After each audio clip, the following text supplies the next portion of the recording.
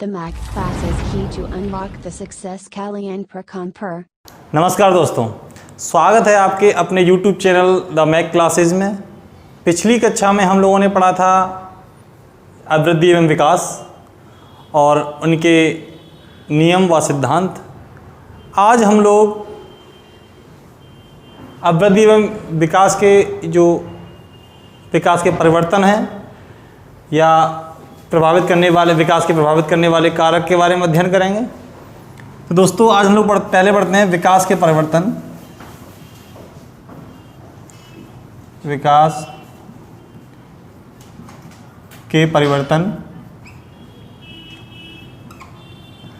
दोस्तों इसके बारे में अगर लिखते हैं तो इसमें सबसे पहले देते हैं आकार में परिवर्तन। आकार में परिवर्तन, आकार में परिवर्तन। दोस्तों क्या होता है कि जब भी विकास होता है तो आकार देखते हैं कि एक तो शारीरिक और एक मानसिक। देखो अगर कोई बालक की लंबाई चौड़ाई भार में वृद्धि या लंबाई में चौड़ाई में वृद्धि हो जाती है कि अगर आकार बाल्यावस्था में किसी प्रकार का होगा, किशोरावस्था में, और उससे आकार बड़ा हो जाएगा, तो जब बालक जन्म लेगा तो उसका आकार और कम होता है। तो आकार में क्या होता है कि परिवर्तन होता रहता है।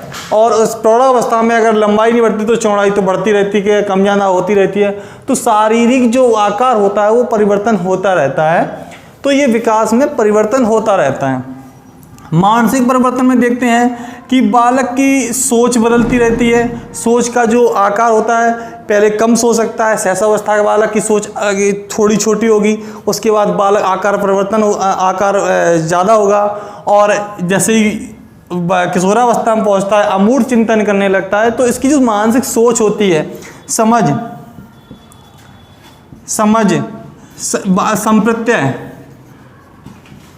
संप्रत्यय यानी कि इमेज, जो माइंड इमेज बनती है वो संप्रत्यय बनता है।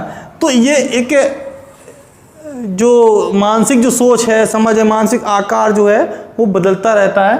तो ये आकार में परिवर्तन कहलाता है। दोस्तों अब देखते हैं हम लोग अनुपात में परिवर्तन। अनुपात में परिवर्तन दोस्तों अनुपात अगर देखते हैं, यहाँ देखो शारीरिक अनुपात, शारीरिक, मानसिक,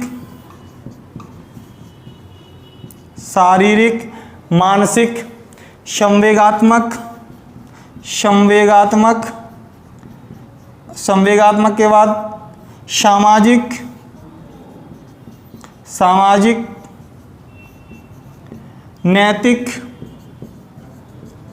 नैतिक, भाषाई। तो दोस्तों बालक के अनुपात में अगर देखो बालक का जो शारीरिक विकास आज हो रहा है तो उसके अनुपात में परिवर्तन हो रहा है कि आज विकास जो शैशवावस्था में विकास का गति भी अलग होती है, बाल्यावस्था में विकास की गति अलग होती है, जो अगली कक्षा में हम लोग पढ़ेंगे आगे, और किशोरावस्था में भी होती है। तो यहाँ पर क्या है कि शारीरिक जो विकास है इसका जो अनुपात है, कभी वजन, लंबाई, चौड़ाई, भार अभी बता चुके हैं कि भार में वृद्धि होगी तो इसका अनुपात भी बदलेगा। मानसिक जो पहले क्या होती है कि पहले सोच कुछ कम होती है, इसके बाद जिसका जो मानसिक जो लेवल होता है, बुद्धि का जो लेवल होता है वो बढ़ता है।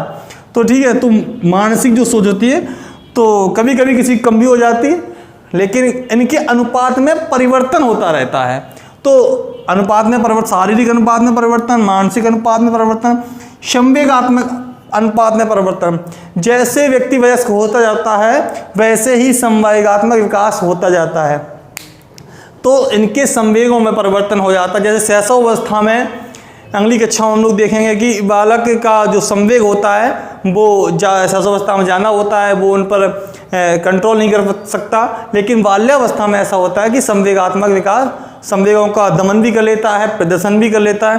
तो ये इनके अनुपात में परिवर्तन होता जाता है। और किशोरावस्था में संवेगात्मक अवस्था भी कहलाती है। लेकिन किशोरावस्था में क्या होगा कि वो जैसे माहौल को बालक में इतनी सोच समझ हो जाती है तो संवेगात्मक विकास दिनों दिनों इनके अनुपात में परिवर्तन होता रहता है। सामाजिक विकास, देखो दोस्तों, सामाजिक विकास से मतलब ये आता है कि बालक में दिनों दिनों सामाजिकता आती है। जब शिशु होता है तो उसको सामाजिक विकास बिल्कुल नहीं हुआ होता है। जैसे ही बालक की उम्र बढ़ती है वैसे ही बालक में सामाजिकता आने लगती है और धीमे धीमे उनके सामाजिक विकास अगर किसी बालक का आज जो सामाजिक विकास है, अगर उससे आप 10 वर्ष बाद मिलोगे तो उसके सामाजिक विकास में परिवर्तन मिलेगा आपको।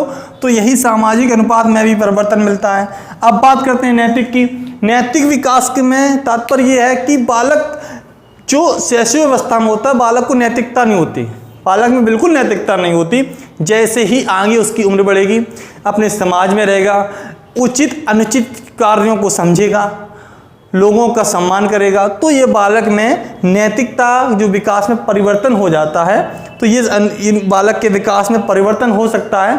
भाषाई अनुपात, बालक में देखो जैसे ही बालक की उम्र बढ़ेगी वैसे बाल्यावस्था में बालक में भाषा का विकास प्रारंभ हो जाता है। जैसे बालक की उम्र बढ़ेगी तो बालक में भाषाई परिवर्तन हो जाएगा। अगली जो विकास का परिवर्तन है, पुराने चिन्हों का लोप। पुराने चिन्हों का लोप, पुराने चिन्हों का लोप। दोस्तों यहाँ पर देखो, पुराने चिन्हों के लोप में से तात्पर्य आता है कि कच्चे दांत, जिसे आप देखिए एग्जाम्पल में देखिए, किसे कच्चे दांत, इन्हीं कच्चे दांत को देखा होगा दूध के दांत भी कहते हैं, दूध के दांत भी कहते हैं। या तो जो नए दांत भी कह सकते हैं इनको। जो बालक के इस अवस्था में जो बालक के नए कच्चे दांत आए वो गिर जाते हैं और उसके बाद नए दांत आते हैं। देखा होगा कि कच्चे जो बाल, जब शिशु जन्म लेता है तो कच्चे बाल के साथ, तो बालक के जो कच्चे बाल होते हैं वो चले जाते हैं, उसके बाद बालक के अंदर पके बाल आते हैं। तो ये पुराने जो चिन्ह होते हैं वो लोप हो जाते हैं। तो इसी प्रकार इनमें थोड़ा परिवर्तन होता है। अब देखते हैं कि नए चिन्हों का उदय, नए चिन्हों का उदय। दोस्तों देखिए, आपने देखा होगा जैसे ही वे समय बीतता जाता है लोगों में विकास में परिवर्तन होता रहता है। पुराने चिन्ह लोप हो जाते हैं और नए चिन्हों का उदय हो जाता है। देखते हैं जैसे कच्चे दांत चले जाते हैं तो क्या होता है, नए दांत आते हैं, नए दांत आते हैं, मतलब स्थायी दांत आते हैं। ये स्थायी दांत होते हैं और ये वाले दांत अस्थायी होते हैं। अगला जो परिवर्तन होता है, जैसे कच्चे वाल तो पक्के वाल आ जाते हैं। आवाज़, आप देखते होगे कि बालक की आवाज़, बालक जब वयस्क हो जाता है, किशोरावस्था के जैसे ही पार करता है तो किशोरावस्था के समय इनकी आवाज़ में परिवर्तन हो जाता है। बालक की जो आवाज़ होती है वो कर्कश हो जाती है। बालक की आवाज़ कैसी हो जाती है, कर्कश हो जाती है। और बालिका की आवाज़ मधुर हो जाती है। बालिका की आवाज़ मधुर हो जाती है और बालक की आवाज़ कर्कश हो जाती है। तो ये नए चिन्हों का उदय होता है। ये विकास में आता है कि विकास के हमेशा परिवर्तन होते रहते हैं। तो एक बार दोस्तों विकास के परिवर्तन में और देखते हैं इनके आकार में परिवर्तन। शारीरिक परिवर्तन होता रहता है, लंबाई चौड़ाई भार में वृद्धि होती रहती है। मानसिक में सोच समझ बुद्धि संप्रत्यय इस प्रकार के परिवर्तन होते रहते हैं। इनके अनुपात में परिवर्तन, शारीरिक अनुपात में परिवर्तन होता है, मानसिक अनुपात में परिवर्तन होता है, संवेगात्मक अंतर होता है, सामाजिक, नैतिक, भाषाई। तो संवेगात्मक है अपने आप को कंट्रोल, संवेगों को दमन, प्रदर्शन। इस प्रकार जब बालक में सोच समझ बढ़ जाती है तो संवेगों का संवेगात्मक विकास भी होता है। बालक में सामाजिक विकास भी होता है। जैसे ही बालक की उम्र बढ़ेगी तो सामाजिकता, सहयोग, सद्भावना जैसी उसकी विचारधारा होती जाएगी। नैतिकता, बालक को नैतिक अनैतिक कार्यों की पहचान हो जाती है। भाषाई, बालक में जैसे जैसे बालक की उम्र बढ़ेगी बालक में भाषाई विकास भी हो जाता है। तो उनके अनुपात में जब बालक को कुछ समय पहले भाषाई जो कम आ रही होती है उसके बाद भाषा अधिक आती है, ऐसे ही भाषाई विकास हमेशा चलते रहता है। और भाषा एक ऐसी विषय होता है कि जो बालक मृत्यु के अंत तक भाषा का विकास होता रहता है उसका। पुराने चिन्हों का लोप, जैसे कच्चे दांत हैं, दूध के दांत हैं, चले जाते हैं, कच्चे वाल या पक्के वाल आ जाते हैं, तो पुराने चिन्ह चले जाते हैं, नए चिन्ह आ जाते हैं। नए चिन्ह में देखते हो कि जैसे नए दांत आ गए, स्थायी दांत आ जाते हैं। आवाज़ में भी परिवर्तन मिलता है, तो आवाज़ जो होती है वो कर्कश हो जाती है, बालकों की आवाज़, और महिलाओं की बालिकाओं की आवाज़ मधुर हो जाती है। तो आवाज़ में भी ये नई आवाज़ आ जाती है, आवाज़ में भी परिवर्तन होता है। तो दोस्तों ये आपके होते हैं विकास के परिवर्तन। तो दोस्तों आप लोग इसको अगर स्क्रीनशॉट लेना चाहते हो ले सकते हो।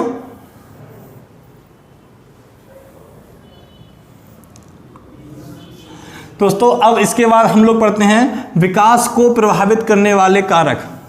दोस्तों पिछली कक्षा में हम लोगों ने विकास और अभिवृद्धि के बारे में बहुत ही गहन चर्चा की थी, तो उसके नियम व सिद्धांत को पढ़ा था।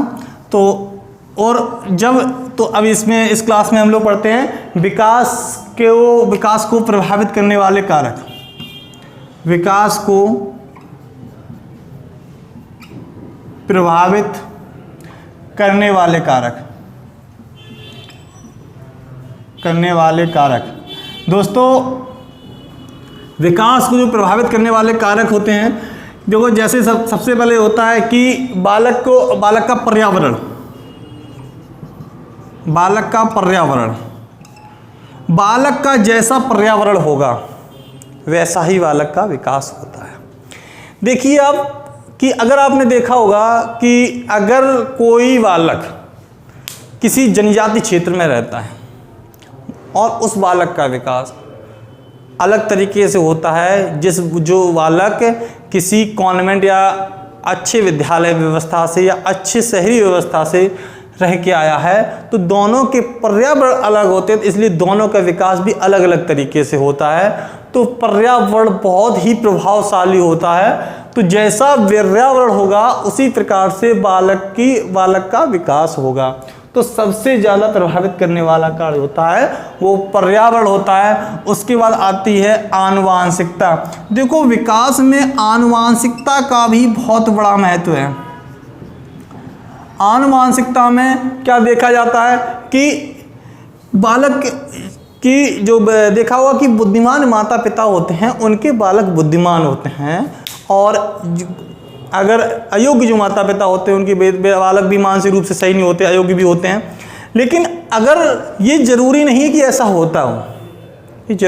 ऐसा होता हो, लेकिन आनुवांशिकता भी प्रभाव पड़ता है, ये कभी कभी कारक सिद्ध हो जाता है, तो इसलिए ये इसका प्रभाव है। लेकिन सबसे जो प्रभावशाली जो कारक होता है वो पर्यावरण होता है।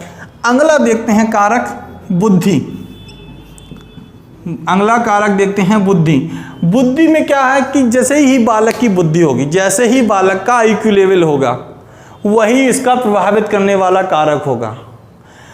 जैसे देखो, जैसे आप किसी बालक की IQ लेवल 50 से कम है तो उसको प्रभावित उस हिसाब से होगा। कोई प्रतिभाशाली बालक है, कोई सामान्य बालक है, तो जिस प्रकार जैसे बालक की बुद्धि होगी वो वही उसी प्रकार उसका विकास होगा। अगला कारक देखते हैं दोस्तों, जैसे कहते हैं चोट। अगर कोई दुर्घटना हो जाती है और या कोई रोग लग जाता है, अगर किसी बालक को चोट लग गई, बालक या व्यक्ति को भी चोट लग जाती है, तो उसका शरीर जो क्षतिग्रस्त हो जाता है, उसके बाद उसके विकास पर काफ़ी प्रभाव पड़ता है। विकास उसका रुक जाता है, या विकास निरंतर चलता तो रहता है लेकिन उसकी जो गति होती है वो कम हो जाती है, या कोई दुर्घटना के कारण या किसी रोग के कारण। व्यक्ति में जब कोई रोग लग जाता है तो उसका विकास को बहुत ही प्रभावित करता है। तो ये विकास के प्रभाव इसी कारण बहुत ही इंपॉर्टेंट आता है ये। अगला दोस्तों देखते हैं विद्यालय।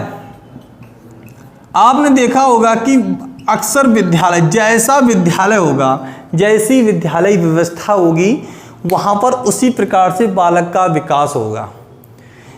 आप देखते हैं कि अगर कोई अच्छे विद्यालय से या वहाँ पर विद्यालय का पर्यावरण सही नहीं है, बालक के शिक्षक रूप से नियमित रूप से कार्य नहीं कर रहे हैं, बालक के वहाँ पर उचित संसाधनों का अभाव है, तो उसका प्रभाव बालक के विकास पर बहुत ही अधिक पड़ता है।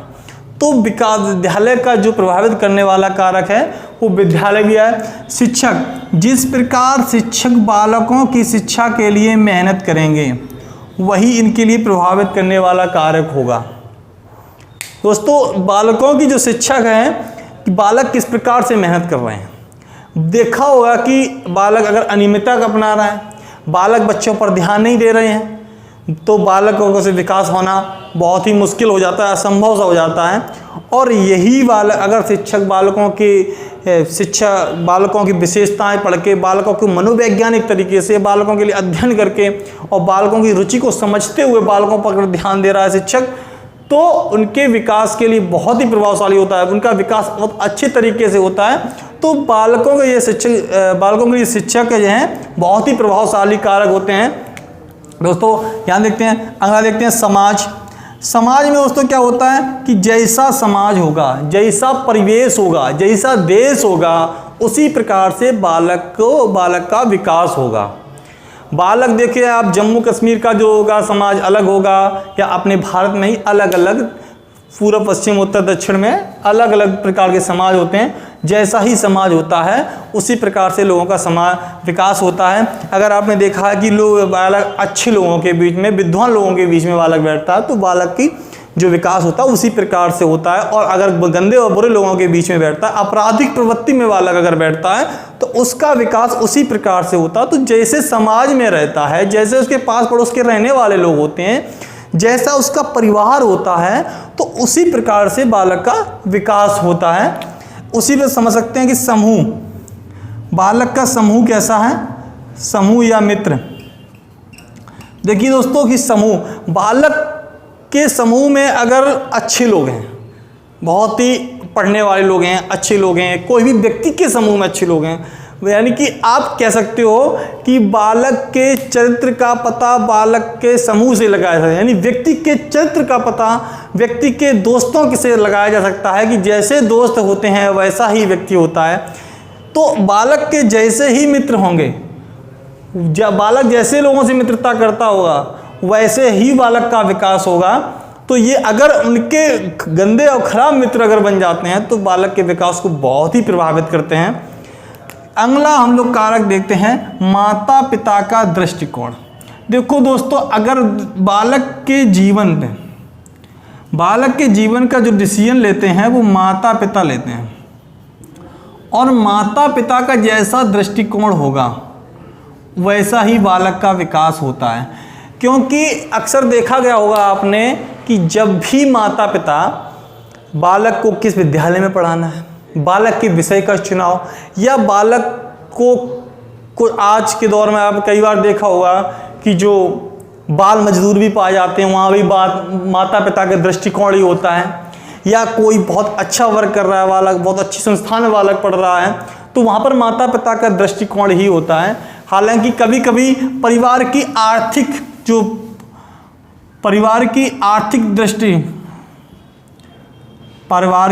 आर्थिक स्थिति भी देख सकते हो, परिवार की आर्थिक स्थिति। दोस्तों, परिवार की आर्थिक स्थिति में देख सकते हो कि जैसे धन का अभाव हो गया, कोई संसाधन उपलब्ध माता पिता जब नहीं करा पाते हैं, या कोई भी फीस से संबंधित या कोई संसाधन, तो बालक के शिक्षा पर यह बहुत ही बड़ा प्रभाव पड़ता है। तो आर्थिक स्थिति भी प्रभावित करने वाला कारक में बहुत इम्पोर्टेंट है। दोस्तों, इसी में अगर देखते हैं माता पिता का दृष्टिकोण किस प्रकार का है, परिवार की आर्थिक स्थिति वाले परिवार की किस प्रकार है, और परिवार के प्रति समाज का दृष्टिकोण कैसा, ये भी है, समाज का दृष्टिकोण कैसा, या परिवार की समाज में स्थिति क्या। देखो यहाँ ये प्रभावित करने वाला कारक समझिए आप, क्योंकि अगर परिवार का दृष्टिकोण सही नहीं है तो हालांकि बच्चे सफल हो तो जाते हैं, लेकिन कभी कभी देखा हो समाज में कमेंट्स किए जाते हैं बच्चों पर, या उनके अंदर, बालकों के अंदर या माता पिता के अंदर हीन भावना आती है, मेरा बालक ऐसा नहीं कर सकता। और अगर दृष्टिकोण अच्छा है, नहीं मेरा बालक IAS बनेगा, मेरा बालक या IIT में जाएगा, तो इंजीनियर बनेगा, डॉक्टर बनेगा, जो जैसा दृष्टिकोण होता है।